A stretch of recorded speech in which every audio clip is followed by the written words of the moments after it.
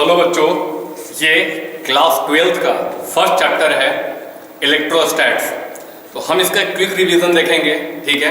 और हम हर उस क्वेश्चन के बारे में डील करेंगे जो नीट या जेईई कभी न कभी पूछ चुका है या क्लास 12th के लिए जो इंपॉर्टेंट है। Got it? नाउ सबसे पहले यहाँ पे नाम में देखिए इलेक्ट्रोस्टैटिक। क्या बोलता है? इलेक्ट्रो मतलब चार्ज और स्टैटिक मतलब रेस्ट। मतलब it deal with the study of charge in rest. जब चार्ज रेस्ट में होगा तभी हम इलेक्ट्रोस्टैटिक पढ़ते हैं, राइट। चार्ज रेस्ट में होने के बाद वो क्या क्या फिनोमेना शो करता है, ठीक है। फोर्स लगाता है, फील्ड क्रिएट करता है, ठीक है। उसका एनर्जी होता है, पोटेंशियल एनर्जी होता है। तो सारी चीज के बारे में हम लोग डील करेंगे। तो सबसे पहले हम लोग चार्ज पे चर्चा करते हैं। तो देखिए भैया, यूनिट ऑफ चार्ज के बारे में बात करते हैं। तो आपको पता है कि सिंस इलेक्ट्रोस्टैटिक फोर्स बहुत ही स्ट्रॉन्ग फोर्स होता है, तो हम चार्ज को बहुत ही माइक्रो, मिली या कूलम में ही यूज करते हैं, बट बहुत बड़े नंबर में यूज नहीं करते इसको। तो अगर कभी लिखा हुआ रहेगा मिली कूलम मतलब 10 to the power -3 coulomb, micro coulomb मतलब 10 to the power -6 coulomb, nano coulomb मतलब 10 टू द पावर -9 कूलम। अच्छा, इसका सीजीएस यूनिट होता है जिसको ईएसयू में लिखते हैं 1 कूलम होता है 3 × 10 टू द पावर 9 ईएसयू, ठीक है। और जहां तक बात करते हैं वो डायमेंशनल फार्मूला की, तो डायमेंशनल फार्मूला होता है m0 L0 T1 I1। हालांकि ये कहां से आया है? क्योंकि आपको पता होगा कि करंट बराबर होता है Q/T। तो ये वैसे ही यहां से Q बराबर क्या आ जाएगा? I/T। ये वाला फार्मूला यहां से डिराइव होता है, ठीक है। और मैं आपको बता दूं, हालांकि ये सबको पता होगा जब आप पढ़ रहे हो तो, कि चार्ज की जो एक इलेक्ट्रॉन की जो चार्ज होती है कितनी? 1.6 × 10 टू द पावर -19 कूलम। हालांकि आगे में माइनस होता है, ठीक है। और एक इलेक्ट्रॉन की जो मास होती है, ठीक है, हम लोग बात करते हैं मास ऑफ इलेक्ट्रॉन की, तो होता है 9.1 × 10 टू द पावर -31 kg। याद रखिएगा बेटा, जब भी हम चार्ज की चर्चा करते हैं तो इलेक्ट्रॉन की चार्ज की चर्चा करते हैं, क्योंकि इलेक्ट्रॉन ही सिर्फ ट्रांसफर होता है। अगर प्रोटॉन ट्रांसफर हो गया ना दोस्त, तो नागासाकी और हिरोशिमा हो जाएगा, ठीक है। तो ट्रांसफर क्या होता है? सिर्फ और सिर्फ इलेक्ट्रॉन। Got it? अब हम कुछ इसके प्रॉपर्टीज के बारे में बात करते हैं। देखिए, सबसे पहली बात, charge is a scalar quantity. क्यों? क्योंकि कहीं पे 8 कूलम चार्ज हो, कहीं पे 10 कूलम चार्ज है, तो टोटल ऐड करोगे तो 18 ही होगा। उसमें से उसको वेक्टर के फॉर्म में ऐड नहीं किया जाता है, ठीक है। चार्ज इज ट्रांसफरेबल, सिंगम है भाई, ठीक है। ये गोवा ट्रांसफर हो सकता है, मतलब एक बॉडी से दूसरे बॉडी में ट्रांसफर होता है। Charge is transferable. अच्छा, charge is conserved. Charge is conserved का मतलब क्या है कि नेट चार्ज ऑफ दुनिया इज कंजर्व्ड। जितना चार्ज है पूरी दुनिया की वो कंजर्व रहता है, ना तो वो बढ़ेगा ना तो घटेगा, क्योंकि ये सिर्फ नष्ट नहीं होता है और ना ही क्रिएट होता है। ये क्या होता है? एक जगह से दूसरी जगह क्या होता है? ट्रांसफर होता है। Got it? अच्छा, charge is quantised. Charge is quantised का क्या मतलब होता है कि आपने एक फॉर्मूला पढ़ा होगा यहाँ पे, Q = ±NE। इसका मतलब क्या होता है बेटा कि sir 4.5 coulomb charge, sorry 4.5 E possible नहीं है। क्यों? क्योंकि जो इलेक्ट्रॉन है वो सबसे छोटा चार्ज है दुनिया का, इससे छोटा कोई चार्ज नहीं होता है। अब इससे छोटा अगर आपको चाहिए ना बॉस, तो आपको क्वार्क्स आते हैं, ठीक है, बट उसकी लाइफ इतनी कम होती है 10 टू द पावर -8 सेकेंड। मतलब 1 सेकंड का करोड़वां हिस्सा वो जिंदा रहता है। तो जो है या नहीं है क्या फर्क पड़ता है दोस्त? अपने को क्या कंसर्न है कि सर एक इलेक्ट्रॉन जिसके बारे में हम स्टडी करते हैं उसकी सबसे मिनिमम चार्ज जो है वो कितना है? 1.6 × 10 टू द पावर -19 कूलम। याद रखिएगा, मैंने मैग्नीट्यूड की बात की है, राइट। तो वो ऐसा नहीं हो सकता है किसी के पास 3.5 इलेक्ट्रॉन, 6.25 इलेक्ट्रॉन या 7.5 इलेक्ट्रॉन जाए। पॉसिबल ना करे बात, ठीक है। इसलिए बोला जाता है कि charge is quantized, right. Now आपको पता है like charge repel each other. जैसे अगर इलेक्ट्रॉन है तो वो क्या होगा? रिपेल होगा। Unlike charge attract each other. अगर प्लस और माइनस है, मतलब इलेक्ट्रॉन और प्रोटॉन है, तो क्या होगा? अट्रैक्ट होगा। Got it? अब बात करते हैं, charge is always associated with mass. इसका मतलब क्या होता है दोस्त? कि जहां कहीं भी चार्ज होगा वहां मास होगा। मतलब बिना मास का चार्ज का कोई एग्जिस्टेंस नहीं है। अगर मास है तो वहां चार्ज है, राइट। लेकिन जहां पे मास है वहां पे चार्ज होगा ये कोई जरूरी नहीं है, क्योंकि न्यूट्रल बॉडी भी हो सकता है, बट चार्ज जहां है वहां पे मास है। ये बात सही है, मतलब उसका वाइस वर्सा करेक्ट ना। Got it? नाउ अब देखिए बेटा, जब चार्ज रेस्ट में होता है, जब क्या होता है चार्ज रेस्ट में, तो हम जो उससे जो प्रोड्यूस होता है वो होता है इलेक्ट्रिक फील्ड। और हम उसके में 2 चैप्टर पढ़ते हैं, इलेक्ट्रोस्टैट और कैपेसिटर। Got it? अब जब चार्ज मोशन में है मतलब उसके पास कुछ ना कुछ स्पीड है, स्पीड, राइट। तो अगर उसके पास स्पीड है तो इलेक्ट्रिक फील्ड और प्लस मैग्नेटिक फील्ड दोनों प्रोड्यूस करता है, राइट। तो हमारे सामने एक चैप्टर आ जाता है मैग्नेटिज्म और ईएमआई। हालांकि चार्ज जब मोशन में होता है तो हम करंट चैप्टर भी पढ़ते हैं, ठीक है, ओके। अब जब चार्ज एक्सेलरेशन में है, चार्ज क्या हो गया, एक्सेलरेट कर रहा है, उसकी वेलोसिटी चेंज हो रही है बार बार, तो वहां पे इलेक्ट्रोमैग्नेटिक वेव प्रोड्यूस करता है। याद होगा आपको रदरफोर्ड का जो नियम था वो इसी वजह से फेल हो गया था, क्योंकि उसने क्या बोला था कि इलेक्ट्रॉन जो है वो न्यूक्लियस के चारों तरफ गोल गोल चक्कर लगा रहा है। तो वहां पे बोला गया है कि भाई साहब इसके पास तो एक्सेलरेशन है, तो वो एनर्जी लॉस करके न्यूक्लियस में फॉल कर जाना चाहिए, बट ऐसा हुआ नहीं था। क्यों? उसके लिए फिर उन्होंने लाया था बोर साहब ने, हालांकि उसका चर्चा हम लोग करेंगे, ठीक है, ओके। नाउ अब देखिए, जैसे सपोज कीजिए कि चार्ज आपको प्रोड्यूस करना है, तो क्या करते हैं हम लोग कि दो बॉडी को रब करते हैं, उसको रगड़ते हैं, तो वहां पे चार्ज प्रोड्यूस होता है। लेकिन उसका रूल क्या है दोस्त, कि वहां पे एक बॉडी इंसुलेटर होना चाहिए। क्यों इंसुलेटर होना चाहिए? क्योंकि अगर इंसुलेटर नहीं हुआ तो चार्ज रीडिस्ट्रीब्यूट हो जाएगा, राइट। क्योंकि इंसुलेटर होता है जैसे ग्लास, और हम लोग वूल की बात करते हैं, राइट। तो ग्लास पे आपको पता है कि पॉजिटिव चार्ज आता है और वूल पे क्या जाता है, निगेटिव चार्ज आ जाता है जब हम दोनों को रब करते हैं, गॉट इट। अच्छा, चार्ज का एक और तरीका है थर्मल इमिशन, मतलब व्हाट, कि किसी बॉडी को आप बहुत हीट सप्लाई कर दोगे, उसकी टेम्परेचर इंक्रीज करेगी, और आपको पता है कि जब टेम्परेचर इंक्रीज करती है तो क्या होता है, वाइब्रेशन क्रिएट होता है एटम्स में, और जब वो वाइब्रेशन क्रिएट होगा तो क्या हो जाएगा, इजेक्ट कर जाएगा, और जब वो इजेक्ट हो जाता है तो चार्ज आ जाएगा, गॉट इट। अब एक क्या होता है फोटो इलेक्ट्रिक इफेक्ट, आपको पढ़ाया जाएगा, एक चैप्टर ही है फोटो इलेक्ट्रिक इफेक्ट। जब मैं आपको मॉडर्न फिजिक्स का लेक्चर लूंगा तो आपको समझाऊंगा वहाँ पे कि फोटो इलेक्ट्रिक इफेक्ट कितना इंपॉर्टेंट है। वो एक बहुत ही इंपॉर्टेंट चैप्टर है। वहाँ पे क्या होता है बेटा कि जब hc/λ एक फॉर्मूला होता है एनर्जी, और वहाँ पे एक थ्रेशोल्ड एनर्जी होता है किसके पास, मेटल के पास।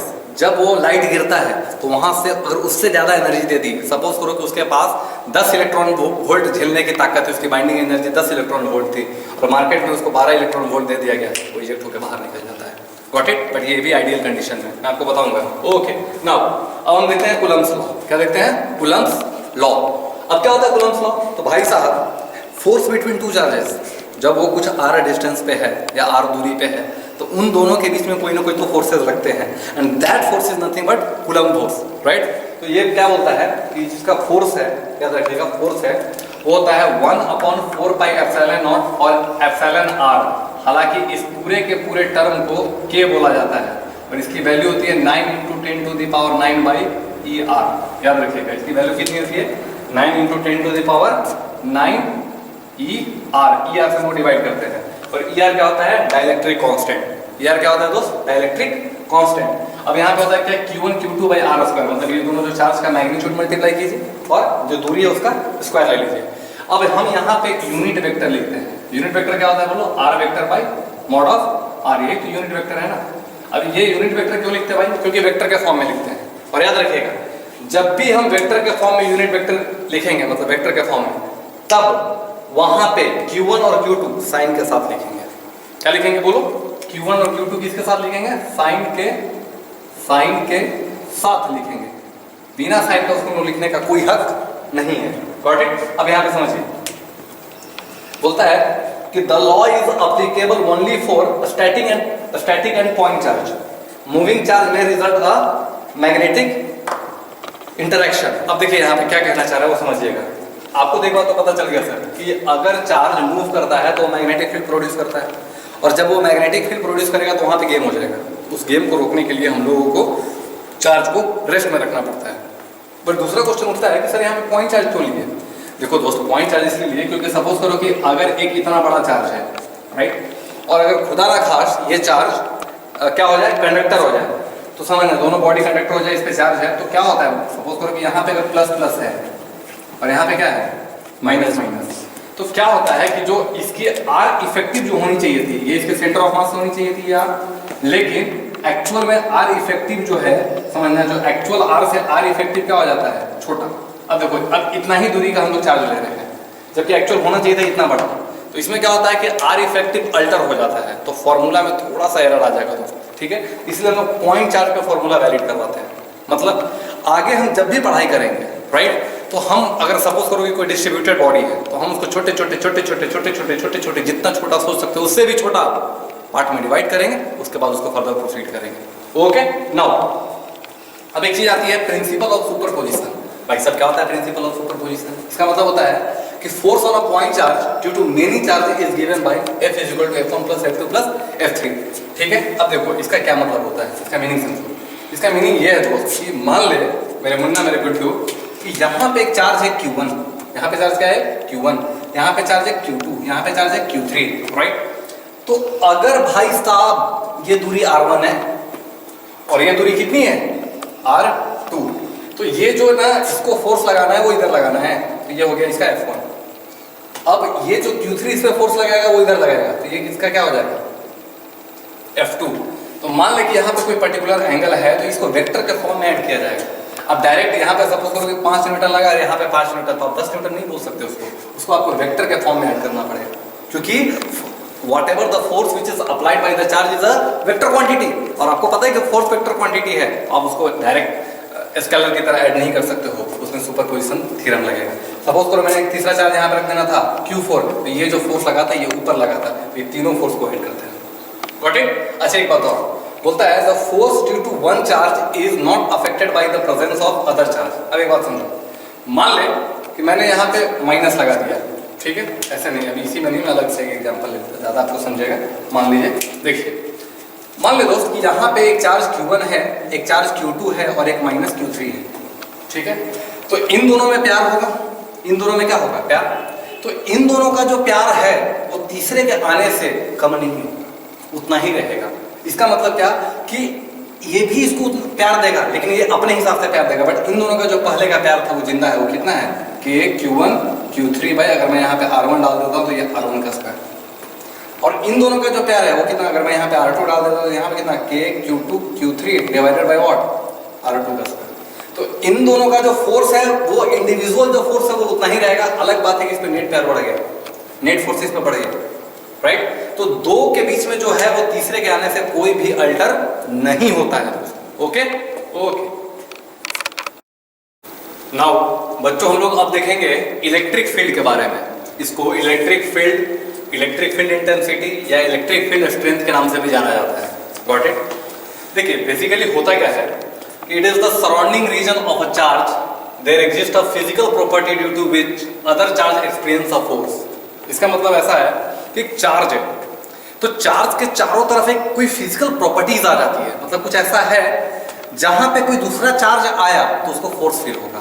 आप ऐसे समझो कि कहीं कुत्ता है जो कि आपको पता है कि काटता है, तो आप जाओ उसके आसपास में तो आपको एक अलग से डर, एक फील्ड पर महसूस होता है जिसकी वजह से आप डरना शुरू कर दो कि वो आपको काट न ले, राइट। ठीक उसी तरह अगर ये चार्ज Q है तो इसके R डिस्टेंस पे चारों ओर 3D में, राइट, मतलब पूरे 3D में आपको चारों तरफ एक फील्ड क्रिएट होता है। उसकी इंटेंसिटी कितनी होती है, वो होती है 1/4πε0 Q/r²। और ये हम लोग R लेते हैं क्या, ये यूनिट वेक्टर लेते हैं ताकि हम डायरेक्शन फाइंड आउट कर सके। बेसिकली ये वाला पार्ट जो भी मैं लिखता हूँ मैग्नीट्यूड लिखता हूँ और ये वाला पार्ट क्या बताता है आपको, डायरेक्शन, ठीक है। और ये बेसिकली E बराबर होता है F/Q। अच्छा एक बात बताइए, ये Q क्या है, ये टेस्ट चार्ज होता है। Q क्या होता है, टेस्ट चार्ज। जहां पे अगर हम यहाँ पे Q0 फोर्स लगते हैं, सपोज करो मैंने इसको Q0 कर देना है, तो ये कितना फोर्स फील करता है अगर हम लोगों को इससे मल्टीप्लाई कर देते तो अपने को फोर्स निकल जाता है।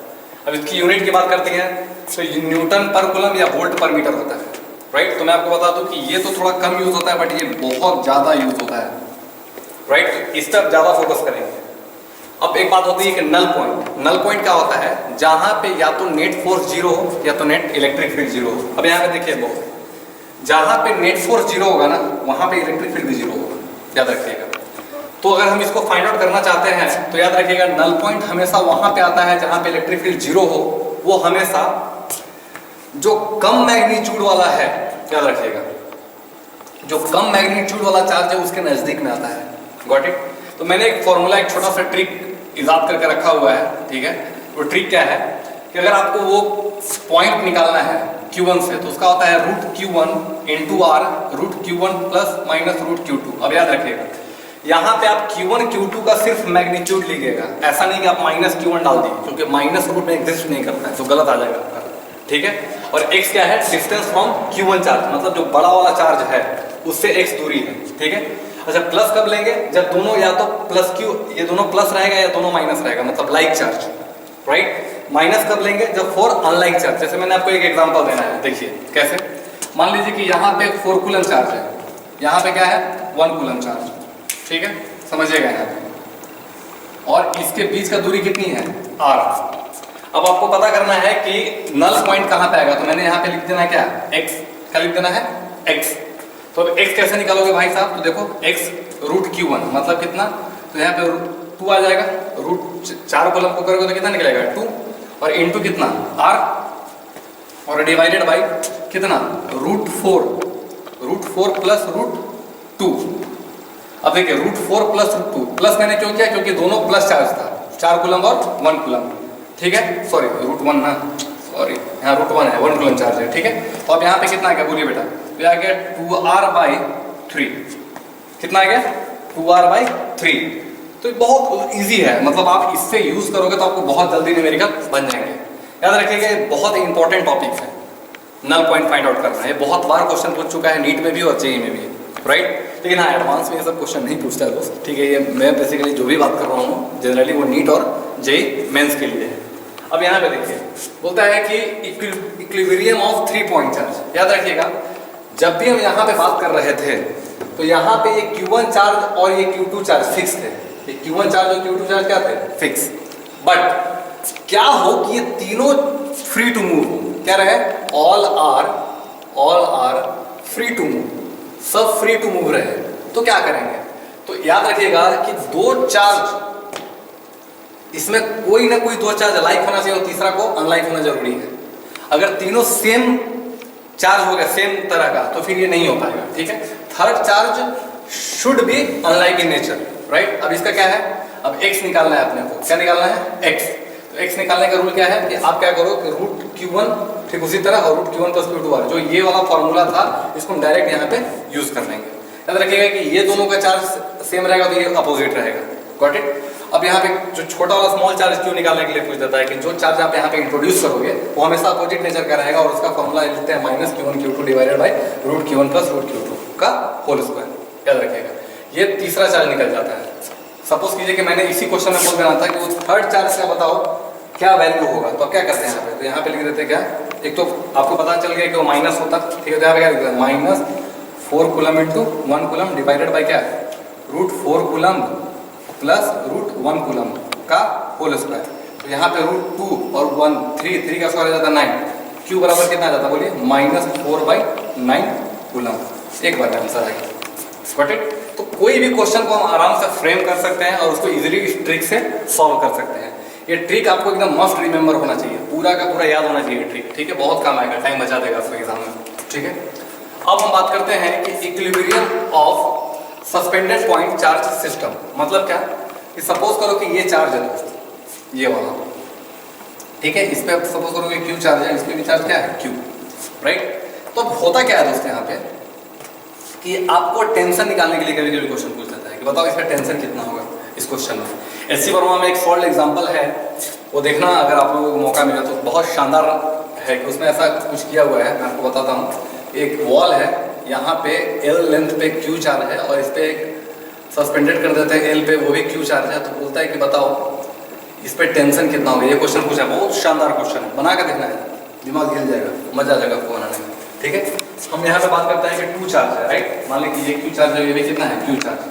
अब इसका लेंथ ये मान लो कि ये L है, ये भी लेंथ कितना है L।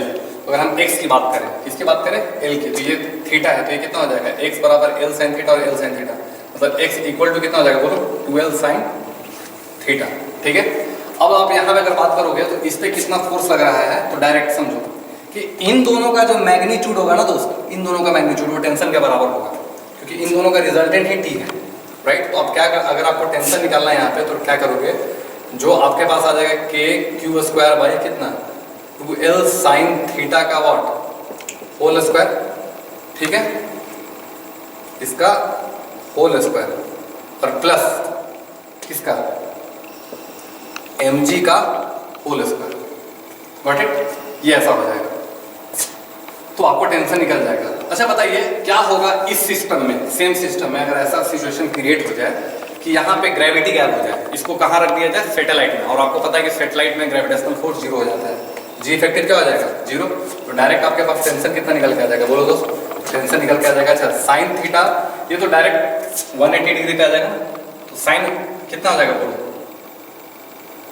Sorry L cos theta L sine theta, देख लो यहाँ पे समझना बेटा। तो यहाँ पे जब ये वाला दूरी आ जाएगा ऐसे करके लंबा आ जाएगा, समझना, तो थीटा 90 डिग्री हो जाएगा। थीटा कितना हो जाएगा, 90 डिग्री। तो डायरेक्ट आपके पास सी निकल के आ जाएगा के क्यू स्क्वायर बाई 4l का स्क्वायर डायरेक्ट, ठीक है, क्योंकि साइन 91 हो जाएगा, 2l का स्क्वायर कितना हो जाएगा, 4l का square, that's all. Got it? तो ये बहुत ही इजी है, आप इसको यूज कीजिएगा, आपको चीजें बहुत आसान हो जाएंगी। Got it? तो आप एकदम से इसको देखते जाइए और नोट बनाते जाइए, ठीक है, काम आ जाएगा। शॉर्ट नोट्स एकदम आपको फटाफट रिवीजन करने में बहुत हेल्प करेगा। ओके बच्चों, अब हम लोग थोड़ा सा कुछ और इन्फॉर्मेशन देखते हैं। जैसे सपोज कीजिए कि कुछ कुछ क्वेश्चन किस तरह के आते हैं। मान लीजिए कि आपका कोई एक इलेक्ट्रिक फील्ड है, क्या है, इलेक्ट्रिक फील्ड, ऐसे करके, राइट, ऊपर से नीचे इलेक्ट्रिक फील्ड है, और यहाँ पे किसी क्यू चार्ज को प्रोजेक्ट किया गया एंगल थीटा पे। तो आपने 2D मोशन में पढ़ा होगा, राइट, इसका टाइम पीरियड क्या होगा। अगर सपोज कीजिए कि यहाँ पे ग्रेविटेशनल फोर्स को मैं नेग्लिजिबल मान लेता हूँ, क्या मान लेता हूँ, नेग्लिजिबल, तो सारा कहानी सेम होता है। जैसे वहां पे आपके पास एक्सेलरेशन क्या था, जी, तो यहाँ पे एक्सेलरेशन क्या हो जाएगा, क्यू बाई एम, क्योंकि एफ बराबर क्या होता है, क्यू, एक्सेलरेशन क्या हो जाएगा, क्यू बाई एम। यहाँ पे ठीक उसी तरह टाइम पीरियड निकाल सकते हो। वहां पे क्या होता था यार, 2u साइन थीटा बाई जी। अगर यहाँ से थीटा के बनाया तो जी की जगह पे क्या लिख दोगे, क्यू बाई एम, राइट। ठीक उसी तरह अगर आपको एच मैक्स निकालना है, क्या निकालना है, एच मैक्स, वहां पे आता था ना you square sine square theta by 2g, तो जी की जगह पे क्या लिख दोगे, Q by M. Got it? ठीक उसी तरह अगर आपको रेंज निकालना है, तो रेंज निकालने के लिए क्या होता था बोलो, you square sine 2 theta by g, तो जी की जगह पे क्या, क्यू बाई एम। तो सारा का सारा स्टोरी क्या होगा, सेम। आपने ये भी पढ़ा होगा दोस्त, वर्टिकल सर्कुलर मोशन। अगर वर्टिकल सर्कुलर मोशन है, सपोज कीजिए कि ये अपना वो है, क्या बोलते हैं, एक क्यू चार्ज है, मास कितना है m, तो बोला गया है कि मिनिमम वेलोसिटी यहाँ पे कितना होगा जिसकी वजह से फुल चक्कर मार सके। पर कंडीशन क्या दे दिया गया कि ऊपर से नीचे आपका इलेक्ट्रिक फील्ड था, क्या था बोलिए, इलेक्ट्रिक फील्ड, जो कि कांस्टेंट इलेक्ट्रिक फील्ड था। मान लीजिए कांस्टेंट इलेक्ट्रिक फील्ड है, तो याद होगा आपको, तो वहाँ पे आपने वो लिखा था कि वेलोसिटी जो यहाँ पे लिखते थे, अगर मैंने ए लिख दिया यहाँ पे, और यहाँ पे क्या लिख दिया बी, तो वेलोसिटी एट ए कितना होता था, याद है, रूट अंडर 5r g, क्या होता था बताइए, root under 5r g effective लिखते हैं हम लोग, क्या लिखते हैं, जी इफेक्टिव। तो यहाँ पे याद रखिएगा ये r है, तो हम लोग पढ़ते थे कि मिनिमम कितना वेलोसिटी नीचे दिया जाए कि ये पूरा का पूरा क्या हो जाए, कंप्लीट रोटेट हो जाए। तो यहाँ पे इस चीज को आपको स्टाइल मार के क्या लिखना पड़ेगा, देखिएगा बेटा, यहाँ पे लिखना पड़ेगा रूट अंडर 5r, और g की जगह पे क्या लिखना पड़ेगा, सिर्फ g नहीं, g की जगह पे लिखना पड़ेगा g plus q by m, g plus क्या लिखना पड़ेगा, क्यू बाई एम। मान लीजिए अगर कंडीशन ऐसा हो जाता दोस्त, ठीक है, कि सर इलेक्ट्रिक फील्ड इधर में है और तो ग्रेविटी तो इधर लगेगा। अब पूछ रहा था सेम कंडीशन में इलेक्ट्रिक फील्ड किधर, मैंने बोल दिया कि इस साइड में रहता, हॉरिजॉन्टल कंपोनेंट में, तब क्या होता है, मिनिमम वेलोसिटी ए पॉइंट पे आपको वी लिखना पड़ता, रूट अंडर 5r, और फिर इसका रिजल्टेंट लिखना पड़ता, मतलब व्हाट, कि जी का square plus q by M का होल स्क्वायर, ऐसा लिखना पड़ता। Got it? तो आप अगर शॉर्टकट मार देंगे तो बहुत जल्दी इजी हो जाता है क्वेश्चन, ठीक है। ऐसे ही टाइम पीरियड आपको पता होगा कि 2 pi root under l by g होता है, तो जी के जगह पे क्या लिखोगे, जी इफेक्टिव लिखोगे, तो जी इफेक्टिव क्या लिख दोगे भाई साहब, वही 2 पाई। अगर टाइम पीरियड अपने को निकालना है तो हम लोग लिखेंगे क्या, सपोज को जो टाइम पीरियड आता था तो 2 pi root under l by g, तो एल बाई जी के जगह पे क्या, g plus q by m, ठीक है।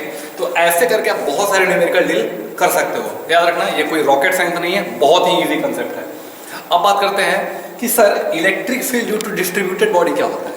सपोज कीजिए कि एक रॉड है, क्या है, रॉड, तो आपको एक कंसेप्ट पता होगा, क्या, कि चार्ज पर यूनिट लेंथ क्या कहलाता है, lambda, charge per unit area क्या कहलाता है, sigma, and charge per unit volume क्या कहलाता है, बोलिए, रो, ठीक है।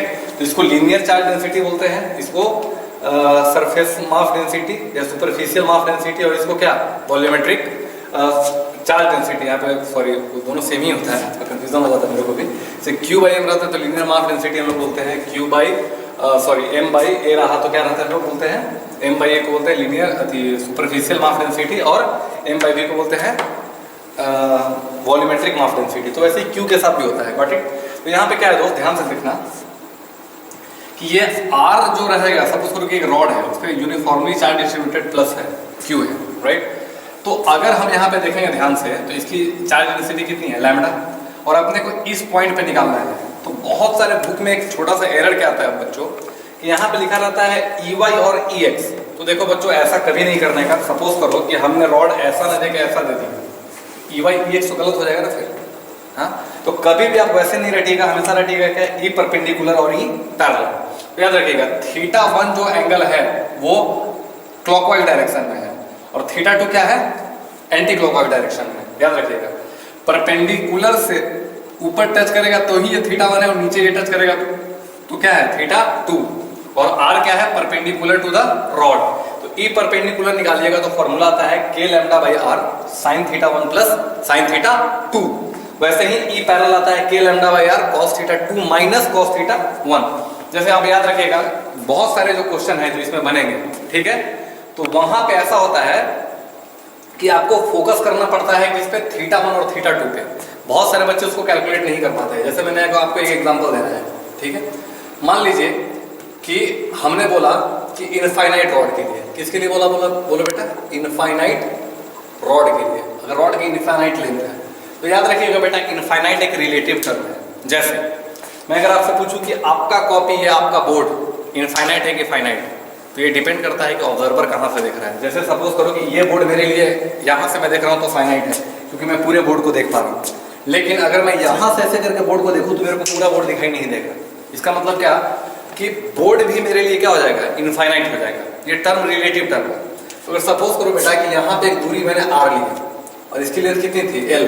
अगर R बहुत छोटा मैंने L हो जाए, सपोज करो कि ये मिलीमीटर में है और ये मीटर में है, तो ये इनफाइनाइट की तरह एक्ट करेगा। तो जब हम ऊपर θ1 के लिए जाएंगे और नीचे θ2 के लिए जाएंगे तो ये भी एंगल 90, ये भी एंगल 90 डिग्री हो जाएगा। तो यहाँ पे क्या हो जाएगा, θ1 और θ2 क्या हो जाएगा, बोलो 90 डिग्री। तो जैसे ही 90 डिग्री होगा तो E पैरेलल क्या हो जाएगा, 0, और बचेगा क्या सिर्फ E परपेंडिकुलर। तो हम यहाँ पे डायरेक्ट E परपेंडिकुलर लिखते हैं बेटा, क्या, k लैम्डा बाई R और sin 90 प्लस sin 90, तो ये हो गया 2। आंसर कितना था, बोलो 2k lambda by R। Got it. ठीक उसी तरह अगर आपको बोला गया कि सेमी इनफाइनाइट के लिए, किसके लिए पूछा गया, सेमी इनफाइनाइट के लिए, तो सेमी इनफाइनाइट के लिए क्या होता है बेटा, मान ले कि ये वाला जो टर्म है ये यहाँ पे R रख दिया, तो देखो इसके साथ जो एंगल बनाएगा वो क्या बनाएगा, 0, और इसके साथ जो इनफाइनाइट बनाएगा वो क्या बना देगा, बोलो, ये तो नीचे नहीं है ना, ये ऊपर में चला गया है, तो ये 90 डिग्री बन गया। तो जैसे ही 90 डिग्री बन गया मतलब वो हट गया, θ2 अपने पास क्या आ गया, बोलो 90 डिग्री, सॉरी θ2 अपने पास हो गया 0 डिग्री, और θ1 क्या हो गया अपने पास 90 डिग्री। तो फॉर्मूले पर रख के देखो तो आपके पास यहाँ पे E परपेंडिकुलर जो निकल के आ जाएगा, ये आ जाएगा k लैम्डा बाई R, और E पैरेलल भी निकल के आ जाएगा कितना, k लैम्डा बाई R। तो E नेट अगर बात करो तो कितना निकल के आ जाएगा, √2k लैम्डा बाई R। क्यों, क्योंकि सर अपने को ये तो पता है ना सर कि ये दोनों परपेंडिकुलर है और दोनों का मैग्नीट्यूड क्या है, सेम। तो अगर हम वेक्टर के फॉर्म में लिखेंगे तो √2k लैम्डा बाई R आ जाएगा। अच्छा एक बात और, बहुत सारे बच्चों को ये कंफ्यूजन होता है कि मास्टर अगर मान ले कि ऐसा सीन है, ठीक है, हमने ये रॉड यहीं तक है, ये वाला प्लस चार्ज यहाँ तक है, और मैंने यहाँ पे ले लिया और ये ऐसा है, ठीक है। अब मैंने क्या बोला, ध्यान से सुनना बेटा, ये वाला जो एंगल बना रहा है वो 30 डिग्री, और ये एंगल कितना बना रहा है 60 डिग्री। तब यहाँ पे सोचो कि θ1 और θ2 कितना होगा, सोचो ध्यान से। तो मैं आपको बता दूं बेटा कि यहाँ पे जो θ1 होगा वो यहाँ से हम ऊपर लेके चले तो इस वाले को टच किया तो θ1 अपने को क्या मिल गया 60 डिग्री। बट अगर हम θ2 के लिए ढूंढेंगे तो θ2 के लिए क्या होगा कि हमको इधर नीचे आना पड़ेगा और घूम के हमको यहाँ पे पहुँचना पड़ा। मतलब क्या कि θ2 हो गया अपने पास 360 माइनस 30, मतलब या माइनस 30, याद रखना है। तो θ1 θ2 लिखने में थोड़ा सा अपने को होशियारी दिखाना पड़ेगा। अगर आप θ1 θ2 अच्छे से नहीं लिख पाए तो फिर प्रॉब्लम हो जाएगा। हमने क्या बोला था कि इससे नीचे आओगे जब यहाँ पे टच हुआ वही θ2 है, अगर ये टच नहीं हुआ तो फिर θ2 न कोरे बाबा। Got it. यहाँ से फिर अपने को नीचे आने के लिए घूम के यहाँ आना पड़ा, उस उसमें से हम लोग एक चक्कर मारने ही वाले थे, बट 30 को रिड्यूस कर दिए, तो 360 माइनस 30। और आपको भी पता है कि सर अगर हम ऐसे जाके यहाँ पे मुड़े तो ये भी -30 भी लिखेंगे तो काम चल जाएगा। Got it. अब आता है कि electric field due to uniformly charge ring.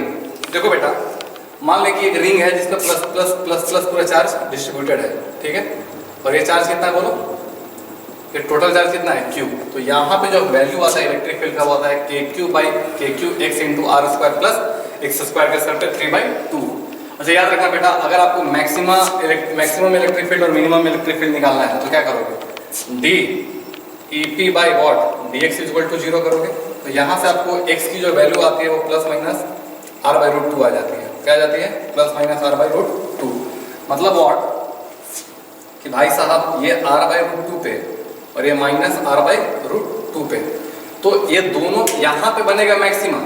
यहाँ पे क्या बनेगा बोलो, यहाँ पे बनेगा मैक्सिमम, यहाँ पे E मैक्सिमम होगा, और यहाँ पे क्या हो जाएगा, यहाँ पे E क्या हो जाएगा बोलो, E हो जाएगा मिनिमम। अगर x की वैल्यू r/√2 यहाँ पे डाल दो तो आपको जो वैल्यू मिलेगा वही मैक्सिमम और मिनिमम की वैल्यू मिलेगा। Got it. तो इसके इस साइड में निगेटिव और इसके इस साइड में क्या हो जाएगा, पॉजिटिव। इसलिए इलेक्ट्रिक फील्ड का पॉजिटिव और नेगेटिव दोनों पार्ट यहाँ पे कंसीडर किया है। ओके। नाउ बच्चों, अब हम लोग देखेंगे electric field due to arc. देखिए, अगर सपोज कीजिए कि यहाँ पे इसने एंगल थीटा बना रखा है, तो यहाँ पे इसका रेडियस r है और यहाँ पे टोटल चार्ज कितना है Q। तो डायरेक्ट कितना हो जाएगा 2kq theta into r square और साइन थीटा बाई 2। मान लीजिए बेटा, अगर इसी क्वेश्चन में आपको यहाँ से ऐसे पूछ देता है कि बताओ एक सर्कुलर रिंग है, सेमी सर्कुलर रिंग, ठीक है, और रिंग है तो यहाँ पे एंगल कितना बन रहा है बोलो, 180 डिग्री। तो क्या फॉर्मूला आ जाता है बोलो, यहाँ अगर मैंने पूछ देता था इस पॉइंट P पे कितना है तो क्या कर देते हैं डायरेक्ट 2kq, इस पे चार्ज कितना है Q, तो 2kq पाई r का स्क्वायर, और यहाँ पे कितना आ जाता है साइन पाई बाई 2, मतलब 90 डिग्री 1, तो आंसर ये आ जाता है 2kq pi r। Got it. तो ये बहुत ही ज़्यादा इजी हो जाता है दोस्तों, ठीक है। अच्छा, कभी कभी बुक में ऐसा भी दिया रहता है फॉर्मूला, तो आप थोड़ा सा दिमाग में रखिएगा। जैसे आपको पता है कि थीटा इंटू आर ये वाला क्या होता है लेंथ, तो बुक में ऐसा दिया रहेगा 2k लैम्डा बाई r और साइन थीटा बाई 2। तो ये भी फॉर्मूला सही है। पूछिए क्यों, क्योंकि आपको पता है कि यहाँ से मैंने थीटा r को क्या आ गया लेंथ, और q बाई एल ही क्या कहलाता है आपका लैम्डा। तो फॉर्मूला में मैनिपुलेशन होता है, तो आप इसको डरिएगा मत, देखिए कि ये सर ने बताया नहीं था करके, ठीक है। ये सब चीज़ें बहुत छोटी हैं, अब इसको आराम से यूज़ कर सकते हो दोस्त, ठीक है। अब बात करते हैं electric field due to uniformly surface charge disc. तो मान लीजिए बेटा कि यहाँ पे ये पूरा डिस्क है, इसमें पूरा प्लस प्लस चार्ज है, और यहाँ पे x दूरी पे अपने को पूछा गया था, फॉर्मूला क्या हो जाएगा सिग्मा। अच्छा, सिग्मा यहाँ पे क्या हो जाएगा बोलो, सिग्मा हो जाएगा Q बाई पाई r का स्क्वायर, याद रखिएगा बेटा, ठीक है। अब यहाँ पे देखिए, तो sigma 2 epsilon naught 1 minus x by r square plus x square. अगर मान लीजिए बेटा कि हम लोग को पता ऐसा हो जाए कि x क्या हो जाए बहुत बहुत छोटा देन r, x क्या हो जाए बहुत बहुत छोटा देन r, तो ये वाला जो डिस्क है वो इनफाइनाइट की तरह एक्ट करना शुरू कर देगा। क्या एक्ट करना शुरू कर देगा, इनफाइनाइट की तरह। तो यहाँ पे क्या हो जाता है, इलेक्ट्रिक पोटेंशियल जो आ जाएगा वो क्या आ जाएगा direct sigma by 2 epsilon nought direct आ जाएगा यहाँ पे। अगर मान लीजिए कि बहुत दूर आपको कैलकुलेट करना है, मतलब व्हाट x बहुत बहुत बड़ा देन क्या हो जाता है r, तो क्या होगा बोलो सोचो। तो अगर x बहुत बहुत बड़ा देन r हो जाएगा, तो यहाँ पे गौर से देखोगे तो ये वाला जो टर्म है, समझना, ये वाला जो टर्म है वो पूरा का पूरा क्या हो जाएगा, इसको नीचे लेके आ जाएंगे हम, ठीक है। और यहाँ पे एक ये वाला तो पूरा टर्म 0 बना देगा, और ये वाला भी टर्म क्या हो जाएगा 0। तो ये पूरा का पूरा टर्म 0 हो जाएगा, तो अपने पास जो बचेगा, सॉरी, अब हम लोग यहाँ पे देखेंगे electric field due to uniformly charge hollow sphere, hemisphere. अगर ये हेमीस्फीयर है, इस पे क्या पूरा का पूरा चार्ज डिस्ट्रीब्यूटेड है, तो यहाँ पे कितना हो जाता है EC, जो C पॉइंट हो जाता है सिग्मा बाई 4 एप्सिलॉन नॉट। अब हम बात करेंगे दोस्त इलेक्ट्रिकल एनर्जी की। किसकी बात करेंगे, इलेक्ट्रिकल एनर्जी की, इलेक्ट्रिकल एनर्जी, ठीक है। तो क्या होता है इलेक्ट्रिकल एनर्जी, आपको पता है कि जो वर्क डन होता है वो क्या होता है F डॉट dr, राइट। और आपको पता है कि ये कितना होता है K Q1 Q2 by what r का स्क्वायर इंटू वॉट dr। तो ये कुल मिला के यहाँ पे कितना आ जाएगा minus K Q1 Q2 by what r। और आपको पता है कि जो पोटेंशियल एनर्जी होता है वो कितना आता है, माइनस ऑफ वर्क डन, मतलब पोटेंशियल एनर्जी कितना आ गया, के Q1 Q2 by what are. याद रखिएगा बेटा एक बार कि जो एनर्जी होता है, जो पोटेंशियल एनर्जी होता है वो कितना आ जाता है, के Q1 Q2 बाई आर। ये Q1 Q2 आप साइन के साथ लिखोगे, कैसे लिखोगे, साइन के साथ, ठीक है। तो अगर सपोज कीजिए कि यहाँ पे कोई भी चार्ज है, तीन चार्ज, सपोज करो ये Q1 है, ये चार्ज Q2 है, ये क्या है Q3, ये R1, ये R2, ये R3। तो क्या करोगे यहाँ पे, तो किसी भी दो चार्ज को सिलेक्ट कर लो, क्या कर लो, जैसे यहाँ पे लिखना है आपको, अगर डेल्टा यू लिखना है, क्या लिखना है, डेल्टा यू। क्या करोगे, के Q1 Q2 by what R2 plus के Q2 और Q3 divided by what R3 plus इन दोनों को ले लो, के Q1 Q3 बाई R1। तो आप डायरेक्ट क्या करना है कि आपको दो सेट उठा लेना है, ठीक है, और उसके साथ जो उसका गैप है वो अपने को लिख देना है। तो याद रखिएगा यहाँ पे ये जो फॉर्मूला लिखिएगा वो होता है n इंटू n माइनस 1/2। जो टोटल सेट बनते हैं ना दोस्तों, टोटल सेट वो ये फॉर्मूला से डिराइव होता है, n माइनस। अब देखो यहाँ पे जैसे तीन चार्ज थे, तो यहाँ पे अगर अपने को कितने मिले, तीन मिले, तो आप यहाँ पे फॉर्मूला पे डाल के देखो क्या मिल जाएगा आपको, बोलो, 3 इंटू वॉट, 3 माइनस 1/2। तो ये कट गया तो कितना बचा, 3 ही बचा ना, तो टोटल 3 सेट बनेंगे। इस फॉर्मूले का यूज कीजिएगा तो आपको सारा का सारा बहुत इजीली डील कर सकते हो। ओके बच्चों, अब हम देखेंगे इलेक्ट्रिक पोटेंशियल। अब देखिए क्या होता है बेसिकली इलेक्ट्रिक पोटेंशियल, कि मान लीजिए एक चार्ज Q है और यहाँ से R दूरी पे आपको इलेक्ट्रिक पोटेंशियल निकालना है, तो डायरेक्ट आप लिख दोगे के Q बाई R। और याद रखिएगा ये स्केलर क्वांटिटी होता है, इसको कभी भी एज अ वेक्टर ट्रीट मत कीजिएगा, नहीं तो फंस जाइएगा आप। Got it.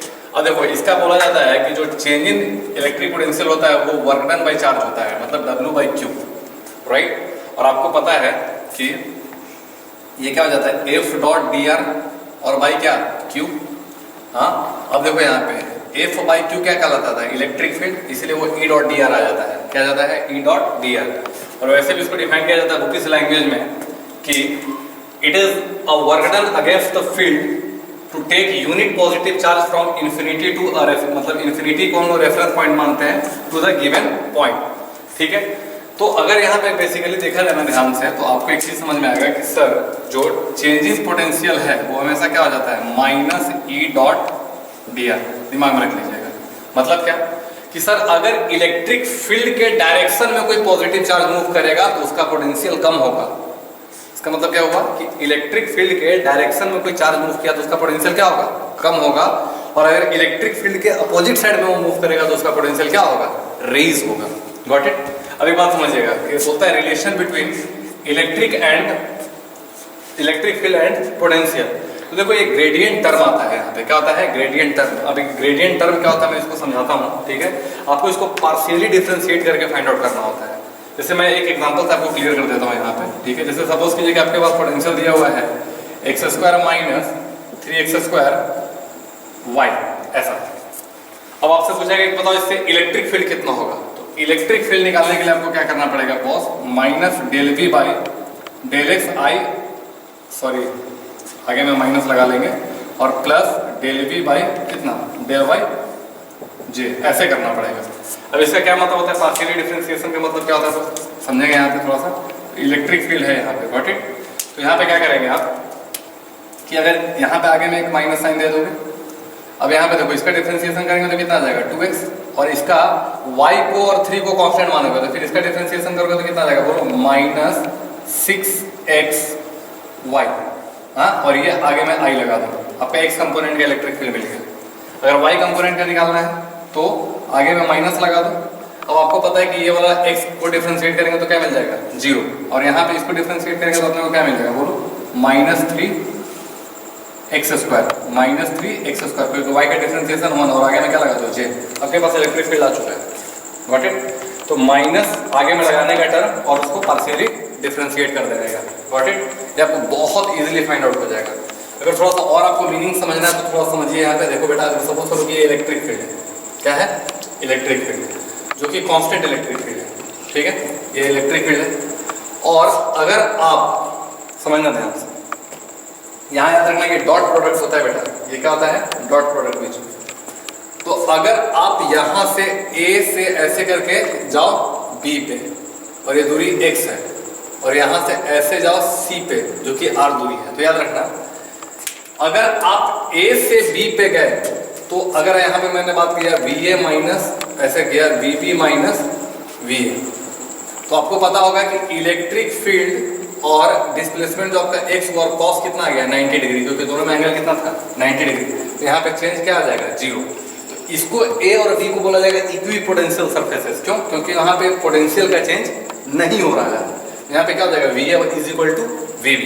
और अगर थोड़ा सा लॉजिक लगाते हैं, मान लीजिए कि B से R पे गए, तो B से R पे गए तो यहाँ पे क्या है 90 डिग्री है, सॉरी 90 डिग्री नहीं है 0 डिग्री है, क्योंकि जिधर R का है डायरेक्शन वही क्या है E का डायरेक्शन है। अगर आप यहाँ पे करोगे तो VC माइनस VB करोगे तो क्या करोगे E डॉट R और यहाँ पे क्या लिखोगे cos 0। तो अगर देखा जाए यहाँ पे तो VC माइनस VB जो हुआ वो क्या हो गया, सॉरी माइनस आगे में लगाना भूल गया था मैं, माइनस ER आ गया। अब यहाँ पे सोचो कि सर माइनस क्यों आया, क्योंकि मैंने आपको बोला भी था कि अगर कोई पॉजिटिव चार्ज इलेक्ट्रिक फील्ड के डायरेक्शन में मूव करता है तो उसका पोटेंशियल ड्रॉप होता है। तो यहाँ का जो पोटेंशियल है, मतलब अगर देखा जाए तो VC is less than what VB, but VB is equal to what VA। यहाँ से एक बात समझ में आ गया, लॉजिक क्लियर हो गया दोस्त? ओके, नाउ एक बात और समझोगे यहाँ पे, जैसे बहुत सारे स्टेटमेंट वाले क्वेश्चन आते हैं कि अगर क्या इलेक्ट्रिक फील्ड जीरो है, ऐसे एक स्टेटमेंट वाला क्वेश्चन मैं बोलता हूँ कि if electric field is zero then potential is zero. ये स्टेटमेंट करेक्ट है कि फॉल्स है? ये स्टेटमेंट फॉल्स है। पूछो क्यों? क्योंकि अगर आप यहाँ पे ध्यान से देखोगे दोस्त, सपोज करो यहाँ पे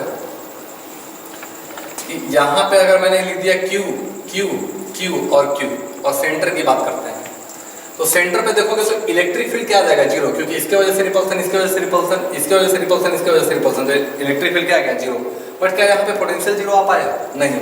अगर मैंने यहाँ का दूरी x रखा तो यहाँ पे कितना आ जाएगा 4kq/x, यहाँ का पोटेंशियल है, राइट। यहाँ का पोटेंशियल जीरो नहीं आ पाया। दूसरा अगर सपोज करो कि आपसे क्वेश्चन पूछा गया कि if potential is zero then electric field is zero, ये सही स्टेटमेंट है कि गलत? तो ये भी स्टेटमेंट गलत है। अब कैसे करेंगे, देखो यहाँ पे सपोज करो कि यहाँ पे मैंने माइनस क्यू प्लस क्यू और प्लस क्यू कर दिया, गॉट इट, और इसके सेंटर पे चेक किया। तो अगर गौर से देखोगे तो इसके वजह से इलेक्ट्रिक फील्ड किधर जाएगा, इधर, और इसके वजह से भी इधर, इसके वजह से इधर, और खुद की वजह से इधर। तो रिजल्टेंट तो यहाँ पे आ गया इलेक्ट्रिक फील्ड का, तो यहाँ पे इलेक्ट्रिक फील्ड तो नॉन जीरो हो गया। बट यहाँ पे अगर पोटेंशियल देखोगे तो 2 माइनस है और 2 प्लस है, तो क्या आ जाएगा माइनस KQ बाई, अगर मैंने वही दूरी ले लिया कितना x, तो माइनस KQ/x माइनस KQ/x और फिर plus KQ/x plus KQ/x plus KQ/x, तो ये टोटल टर्म कितना आ गया जीरो। तो ये दोनों के दोनों स्टेटमेंट क्या आता है फॉल्स। और थोड़ा सा लॉजिक अगर आप यूज करोगे ना तो इसको बहुत इजीली आप जज कर सकते हो और बहुत इजीली इसके क्वेश्चन को सॉल्व कर सकते हो, गॉट इट? ओके, अब हम लोग electric potential due to distributed system देखेंगे, ठीक है। तो पहला आपका जो होता है electric field due to rod की बात करते हैं हम लोग, राइट। तो मान लीजिए कि यहाँ पे चार्ज डिस्ट्रीब्यूटेड है, हाँ यूनिफॉर्मली चार्ज डिस्ट्रीब्यूटेड, इसका लेंथ कितना है L और ये कितना दूरी है R। इसका फॉर्मूला आ जाता है direct K lambda ln R plus L/R, ठीक है। ये बहुत ईजी है, डिराइव करना भी बहुत ईजी होता है, बट चूंकि ये रिविजन मॉड्यूल है तो मैं हर एक चीज़ को डिराइव करके नहीं दिखाऊंगा। जब मैं फुल लेक्चर बनाऊंगा तो हर एक चीज़ का मैं डेरिवेशन दिखाऊंगा आपको कि हर एक चीज़ को डिराइव किया जा सकता है। और मान लीजिए कि ये ऐसा दिया हुआ है, ठीक है। एक बार जी एडवांस में ये क्वेश्चन पूछा था डायरेक्ट, तो इसलिए मैंने इसको दे दिया है। अगर इस पॉइंट पे आपको निकालना है तो डायरेक्ट क्या करना है K lambda ln sec θ1 plus tan θ1 divided by sec θ2 minus tan θ2, ये आपको करना है। अब बात करते हैं कि electric field due to charge ring. अगर ये रिंग है पूरा का पूरा चार्ज है तो यहाँ पे क्या हो जाता है direct KQ root under R² plus x²। Basically ये दूरी ही है R² प्लस x² दूरी है, व्हाट इट। अगर सोचिए कि यहाँ पे x 0 कर दिए तो मतलब क्या कि रिंग के सेंटर पे यहाँ पे कितना हो जाएगा दीजिए बताइए KQ/R, क्योंकि सारे के सारे चार्ज जो है वो R दूरी पे ही डिस्ट्रीब्यूटेड है, इसलिए आपको डायरेक्ट यहाँ पे क्या दिखाई देगा कि KQ/R आ गया है। अब बात करते हैं, जैसे बहुत बार बच्चे क्या करते हैं इसको 0 कर देते हैं। भाई साहब याद रखिएगा ये स्केलर क्वांटिटी है, ये वेक्टर क्वांटिटी नहीं है। यहाँ पे इलेक्ट्रिक फील्ड 0 आ सकता है बट इलेक्ट्रिक पोटेंशियल 0 न करे बाबा। अब यहाँ पे देखिए electric field due to charge disc, अगर ये डिस्क है तो डिस्क का फॉर्मूला क्या हो जाता है यहाँ पे σ/2 ε0 R² plus x² minus x क्या है दूरी, यहाँ पे ये वाला पॉइंट अगर मैं बात करूँ ये पोटेंशियल है T है, अब एक क्वेश्चन आता है और यहाँ पे बोलता है कि electric field due to close disc at the point on a edge, अगर एक डिस्क है उसके किसी एज पे कितना होगा, तो ये आता है VP sigma r by pi epsilon naught. अगर थोड़ा सा और स्टाइल मार के लिखना चाहो तो सिग्मा को क्या लिख सकते हो, क्यू बाई पाई आर का square into r divided by r pi epsilon naught. यहाँ से आर से आर चला गया तो आपके पास वीपी कितना आ गया बोलिए, तो आपके पास आ गया क्यू पाई का स्क्वायर, गॉट इट, और यहाँ पे कितना आ जाएगा आर एप्सिलॉन नॉट। ये बहुत इजीली आप इसको डील कर सकते हो। अगर थोड़ा सा और स्टाइल मारो तो अगर हम ऊपर नीचे 4 पाई से 4 पाई मल्टीप्लाई कर दे तो आपके पास क्या आ जाएगा, कुछ नहीं है, ठीक है, तो इसको इतने पे डील कीजिए, ठीक है, ओके। बच्चों अब हम देखते हैं प्रॉपर्टीज ऑफ इलेक्ट्रिक फील्ड के बारे में। तो देखिए मैं आपको बता दूं कि ये जो रहता है वो प्लस चार्ज से ओरिजिनेट होता है। कहाँ से होता है, प्लस चार्ज से ओरिजिनेट और माइनस चार्ज पे आके टर्मिनेट होता है। दोस्तों क्या होता है, माइनस चार्ज पे टर्मिनेट, ये इसका पहला प्रॉपर्टी है।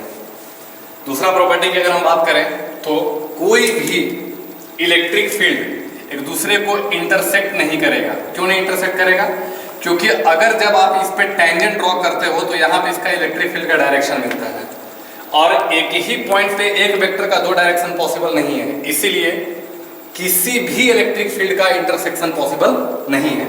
और कोई भी अगर दिया हुआ इलेक्ट्रिक फील्ड तो वहां पे अगर आप टेंजेंट ड्रॉ करोगे तो वो उसका क्या दिखाएगा आपको, इलेक्ट्रिक फील्ड का डायरेक्शन, गॉट इट। तीसरा इसका प्रॉपर्टी क्या है कि इलेक्ट्रिक फील्ड जो रहता है वो कंडक्टर के अंदर में एग्जिस्ट नहीं करता है। पूछोगे क्यों, देखो सपोज करो कि ये इलेक्ट्रिक फील्ड है और ये आपका क्या है, कंडक्टर, तो इसके अंदर में इलेक्ट्रिक फील्ड मौजूद नहीं होता है और हमेशा कंडक्टर पे ये परपेंडिकुलर फॉल होता है और परपेंडिकुलर ही क्या होता है, टर्मिनेट होता है या ओरिजिनेट होता है वहां से, ठीक है। अब पूछोगे ऐसा क्यों, क्योंकि देखो बेटा मान ली कि इसके ये पॉजिटिव चार्ज है, मतलब इधर पॉजिटिव रहा होगा, इधर क्या रहा होगा, निगेटिव चार्ज, तो सारे के सारे पॉजिटिव चार्ज किधर इंड्यूस हो जाएंगे, इस साइड में, और निगेटिव चार्ज इधर इंड्यूस हो जाएंगे। तो यहाँ पे क्या हो जाएगा कि एक इलेक्ट्रिक फील्ड इधर से इधर प्रोड्यूस हो जाएगा और एक्सटर्नल और इंटरनल इलेक्ट्रिक फील्ड मिलकर दोनों क्या हो जाएंगे, नलीफाई हो जाएंगे। और एक बात याद रखना, ये बहुत ही क्विक प्रोसेस होता है, ऐसा नहीं कि बहुत स्लोली ये हो रहा है, ये चीज ये बहुत क्विक होता है, फट से हो जाता है, ठीक है। अच्छा चौथा इसका क्या एक प्रॉपर्टी है बोलो, कि सपोज करो कि यहाँ पे +2 चार्ज है और यहाँ पे +2 चार्ज है, तो यहाँ पे क्या होता है कि एक नल पॉइंट ऐसे डिफाइन हो जाता है जहाँ पे इलेक्ट्रिक फील्ड आपको क्रॉस करता हुआ नहीं दिखाई देगा, गॉट इट, ऐसा हो जाएगा और ये पूरा का पूरा क्या हो जाएगा, बाहर की तरफ निकल जाएगा, ये एक दूसरे को टच करेगा ही नहीं करेगा। तो ये जो लाइन है ना दोस्तों, ये जो लाइन है वो क्या है तुम्हारा, नल पॉइंट हो जाता है, ठीक है। अच्छा एक बात और देखिएगा, फिफ्थ प्रॉपर्टी इसका क्या है, फिफ्थ प्रॉपर्टी ये है दोस्त कि सपोज कीजिए कि कुछ चीजें डिफाइन की गई, जैसे ये इनफाइनाइट पे कोई चार्ज रखा हुआ है, उसकी वजह से इलेक्ट्रिक फील्ड क्या हो गया, कांस्टेंट। तो अगर ये कांस्टेंट इलेक्ट्रिक फील्ड है तो यहाँ पे एक ऐसा सरफेस बनता है, इसको बोलते हैं इक्विपोटेंशियल सरफेसेस। क्या बोलते हैं बोलो इसको, इक्विपोटेंशियल सरफेसेस। जैसे सपोज करो कि ये VA BB VC और VD मैंने लिख दिया, तो याद रखना यहाँ पे VA जो है वो किसके बराबर है, VC के, और VB जो है वो किसके बराबर है, VD के, लेकिन VB जो है वो लेस देन क्या है, VA। पूछो क्यों, क्योंकि मैंने बोला था कि इलेक्ट्रिक फील्ड के डायरेक्शन ऑफ पोटेंशियल क्या होता है, कम, तो VB जो है वो लेस देन क्या है, VA।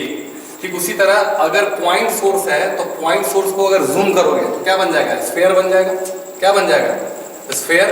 तो अगर ये पॉइंट सोर्स को जूम करोगे तो स्फीयर बन जाएगा, तो इसके चारों तरफ से इलेक्ट्रिक फील्ड बाहर निकलेगा, समझना ध्यान से। तो ये परपेंडिकुलर रहेगा, कैसा रहेगा यहाँ पे, परपेंडिकुलर। और अगर मैंने A बात करते हुए क्या कर दी, B, तो याद रखना VA जो रहेगा वो ग्रेटर देन क्या रहेगा, VB। लेकिन इस वाले सरफेस पे याद रखना ये 3D में है, ये स्फेरिकल सरफेसेस है, ठीक है। तो पॉइंट को जूम करोगे तो आपको क्या मिलेगा, स्फेयर। वैसे ही अगर लीनियर चार्ज कहीं पे है तो लीनियर चार्ज को अगर जूम करोगे तो आपको क्या मिल जाएगा, सिलेंडर। तो इसका जो इक्विपोटेंशियल सरफेसेस होता है वो कैसा रहेगा बोलो, वो रहेगा सिलेंड्रिकल शेप का, गॉट इट। और यहाँ पे भी अगर मैंने A पॉइंट दिया और A पॉइंट B दिया तो VA क्या रहेगा, ग्रेटर देन VB, क्योंकि अगर ये लाइन चार्ज है दोस्त, ये लाइन चार्ज है, तो लाइन चार्ज से जितना दूर जाओगे ना पोटेंशियल उतना क्या होगा, कम होगा।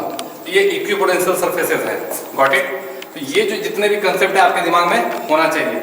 और तो और मैंने क्या बोला कि मेटल सरफेसेस पे हमेशा क्या होता है, अंदर में इलेक्ट्रिक फील्ड जीरो होता है और वो उस पर परपेंडिकुलरली फॉल करता है।